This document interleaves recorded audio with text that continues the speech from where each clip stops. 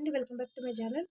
ఈ వీడియోలో 8th క్లాస్కి సంబంధించి 6th క్లాస్లో వర్గములు మరియు వర్గమూలాలు ఆ లెసన్కి సంబంధించి అభ్యాసం 6.3లో ప్రాబ్లమ్స్ అనేది చేయడం జరుగుతుంది. ఫస్ట్ చూసుకుంటే క్రింది సంఖ్యల వర్గమూలాలు ఒకట్ల స్థానంలో ఉండే అంకెలు ఏవి అన్నారు. మనకి ఇక్కడ ఇచ్చిన సంఖ్య యొక్క వర్గమూలాలు దీన్ని రూట్ కడితే అంటే 9801ని ఇది రూట్ కడితే ఒకట్ల స్థానంలో ఉండే అంకెలు ఏవి అంటే మనకి 1 స్క్వేర్ ఈక్వల్ టు 1 వన్స్ ప్లేస్లో వస్తుంది. 9 స్క్వేర్ ఈక్వల్ టు 81. సో మనకి వన్స్ ప్లేస్లో 1 వచ్చేవి ఏమున్నాయి? 1 9. నెక్స్ట్ సెకండ్ బిట్ చూసుకుంటే 99,856లో ఒకట్ల స్థానంలో దీన్ని స్క్వేర్ రూట్ కట్టినప్పుడు వచ్చేవి ఈ నెంబర్స్ పాసిబిలిటీ ఉన్నవి. నెక్స్ట్ దీన్ని స్క్వేర్ రూట్ కట్టినప్పుడు వచ్చే నెంబర్స్ ఏమేమి ఉంటాయి? ఏ అంకెలు అంటే మనకి 4తో చేసినప్పుడు 4 స్క్వేర్ ఈక్వల్ టు 16 అవుతుంది. అంటే వన్స్ ప్లేస్లో 6 స్క్వేర్ చేసినప్పుడు 36. అంకెలు ఏమంటే 4, 6. నెక్స్ట్ ఇది కూడా మనకి స్క్వేర్ రూట్ కట్టినప్పుడు వచ్చేవి ఏమున్నాయి? 1 ఉంది కాబట్టి వన్స్ ప్లేస్లో 1 స్క్వేర్ కానీ 9 స్క్వేర్ కానీ అవుతుంది. 1, 9. నెక్స్ట్ 5 ఉంది. ఇక్కడ వన్స్ ప్లేస్లో 5 ఉంది. స్క్వేర్ రూట్ కట్టినప్పుడు 5 వస్తుంది. వన్స్ ప్లేస్లో వచ్చేది సంఖ్య 5. నెక్స్ట్ సెకండ్ చూసుకుంటే ఏ విధమైన గణన చేయకుండానే క్రింది సంఖ్యల్లో ఏవి పరిపూర్ణ వర్గాలు కావో కనుక్కోండి అన్నారు. మనకి పరిపూర్ణ వర్గాలు కావు అన్నారు. సో ఇది అవుతుంది అంటే ఈ 3 కావు. ఎందుకని ఇక్కడ మనకి వన్స్ ప్లేస్లో 0, 1, 4, 5, 6, 9 ఇవి మాత్రమే ఉంటే అవి పరిపూర్ణ వర్గాలు అవుతాయని చెప్పవచ్చు. అన్నీ అవుతాయంటే అన్నీ అవ్వవు, కానీ మనకి వన్స్ ప్లేస్లో మాత్రం వీటితో అంతం అవ్వాలి. సో ఇక్కడ మనకి 3 ఉంది. సో ఇది అవ్వదు అంటే పరిపూర్ణ వర్గము కాదు. నెక్స్ట్ 257 ఉంది. వన్స్ ప్లేస్లో ఎంత ఉంది? 7 ఉంది. సో ఇది కూడా కాదు. 408 ఉంది. సో ఇది కూడా మనకి పరిపూర్ణ వర్గం కాదు. ఇది ఒకటే పరిపూర్ణ వర్గం అవుతుంది. నెక్స్ట్ థర్డ్ బిట్ చూసుకుంటే పునరావృత వ్యవకలన పద్ధతి ద్వారా 100 మరియు 169 వర్గమూలాలు కనుగొనండి అన్నారు. ఇది పరిపూర్ణ వర్గం ఏ విధంగా అవుతుందంటే 21 హోల్ స్క్వేర్ ఈక్వల్ టు మనకి 441 కాబట్టి ఇది పరిపూర్ణ వర్గం అవుతుంది. థర్డ్ చూసుకుంటే పునరావృత వ్యవకలన పద్ధతి ద్వారా 100 మరియు 169 వర్గమూలాలు కనుగొనండి. మనకి పునరావృత పద్ధతి అంటే మనకి ఆల్రెడీ దీనికి సంబంధించి డెఫినేషన్ ఉంది. ఇక్కడ చూసుకుంటే పునరావృత వ్యవకలన పద్ధతి ద్వారా వర్గమూలం కనుగొనడం అంటే మనకి మొదటి n బేస్ సంఖ్యల మొత్తము n స్క్వేర్ అవుతుంది. సో అప్పుడు మనకి ఏమవుతుంది? ఇచ్చిన దాన్ని రూట్ కట్టినప్పుడు మనకి బేస్ సంఖ్యలు మొత్తంగా రాయొచ్చు. లేదంటే ఇక్కడ రూట్ కడుతున్నాం కాబట్టి 1 నుంచి తీస్తాం. 1, 3, 5, 7, 9, 11, 13, 15, 17 అలా వస్తూ ఉంటాయి. ఇక్కడ 0 అయిపోయింది కాబట్టి ఇది పరిపూర్ణ వర్గం అయ్యింది. ఇప్పుడు 100 అడిగారు. 100 అడిగినప్పుడు మనకి ఇక్కడ మళ్ళీ మారుతూ ఉంటుంది. ఆ విధంగా చేయాలి. సో మనకి ఇక్కడ 100 అనేది 10 స్క్వేర్ ఈక్వల్ టు 100 కాబట్టి ఇది పరిపూర్ణ వర్గం అవుతుంది. కాకపోతే పునరావృత వ్యవకలన పద్ధతి ద్వారా అన్నారు కాబట్టి పునరావృత వ్యవకలన పద్ధతి అంటే మనకి బేస్ సంఖ్యలతో మైనస్ చేసుకుంటూ వస్తాం. సో అప్పుడు ఏమవుతుంది? 100 - 1 equal to 99, 99 - 3 equal to 96, 96 - 5 equal to 91, 91 - 7 equal to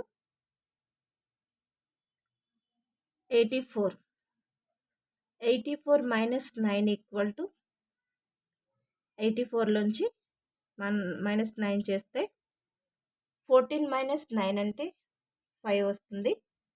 75. Next 75 - 11, 75 నుంచి 11 చేస్తే మనకి 5 - 1 అంటే 4, 7 - 1 అంటే 6, 64. 64 దీని తర్వాత వచ్చే బేస్ సంఖ్య ఏముంది? 13. సో 64 నుంచి 13 తీసేస్తే మనకి ఇక్కడ 1, 4 - 3 అంటే 1, 6 - 1 అంటే 5, 51. నెక్స్ట్ 51 మైనస్ తర్వాత దీని తర్వాత బేస్ సంఖ్య ఏమవుతుంది? 15.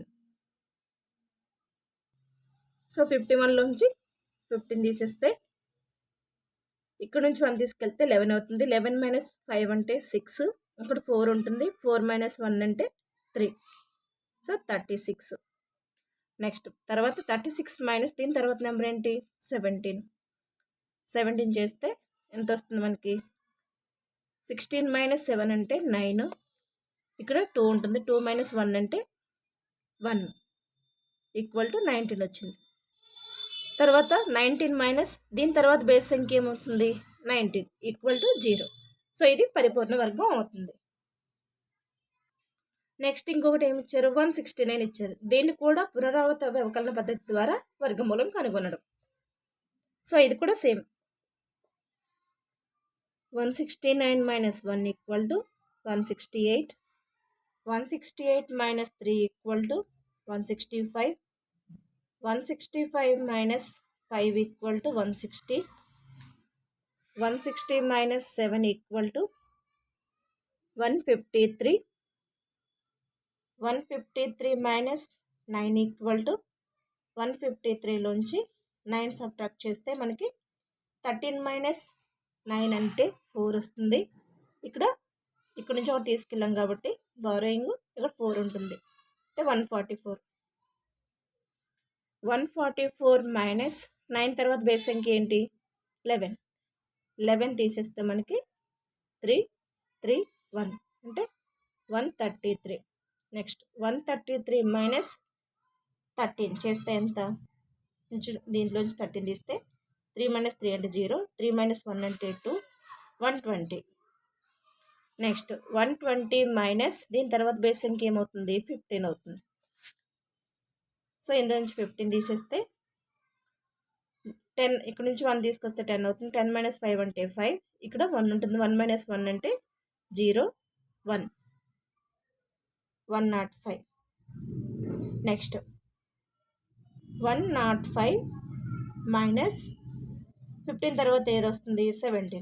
17 చేసేస్తే సబ్ట్రాక్ట్ 15 - 7 అంటే ఎంత 8. సో ఇక్కడ నుంచి ఇక్కడ బారోయింగ్ తీసుకొస్తాం. ఇది 10 అవుతుంది. ఈ 10లోంచి మళ్ళీ ఇక్కడ తీసుకొస్తే ఇది 9 అవుతుంది. అంటే 9 - 1 అంటే 8. ఇక్కడ 0 అవుతుంది ఈక్వల్ టు 88. నెక్స్ట్ 88 మైనస్ దీని తర్వాత బేస్ సంఖ్య ఏమవుతుంది 19 అవుతుంది. అంటే 88లోంచి 19 తీసేస్తే ఎంత మనకి ఇక్కడ నుంచి ఇటు తీసుకొస్తే 18 అవుతుంది. 18 - 9 అంటే 9. ఇక్కడ 7 ఉంటుంది. 7 - 1 అంటే 6 అంటే 69. మళ్ళీ 69 మైనస్ దీని తర్వాత బేస్ సంఖ్య ఏమవుతుంది 21. సబ్ట్రాక్ట్ చేస్తే 9 - 1 అంటే 8. 6 - 2 అంటే 4 48. 9 - 21 ఈక్వల్ టు 9 - 21 ఈక్వల్ టు 48. మళ్ళీ 48 - 21 తర్వాత బేస్ సంఖ్య ఏంటి 23. సో దీంట్లోంచి 23 తీసేస్తాం. చేస్తే ఎంత 5 2 4 - 2 అంటే 25 ఈక్వల్ టు 25. నెక్స్ట్ 25 మైనస్ దీని తర్వాత బేస్ సంఖ్య ఏమవుతుంది 25 ఈక్వల్ టు 0. సో ఈ విధంగా పునరావృత వ్యవకలన పద్ధతి ద్వారా వర్గమూలాన్ని కనుక్కోవచ్చు. Thank you. ఈ వీడియో కనుక మీకు నచ్చితే లైక్ చేసి సబ్స్క్రైబ్ చేయండి. వీలైతే షేర్ చేయండి. 3rd క్లాస్ నుంచి 7th క్లాస్ వరకు వీడియోస్ చేయడం జరిగింది. ఆ వీడియోస్ లింక్స్ అనేవి ఈ డిస్క్రిప్షన్ బాక్స్లో ఇవ్వడం జరుగుతుంది. కావాల్సిన వాళ్ళు చెక్ చేసుకోండి. Thank you.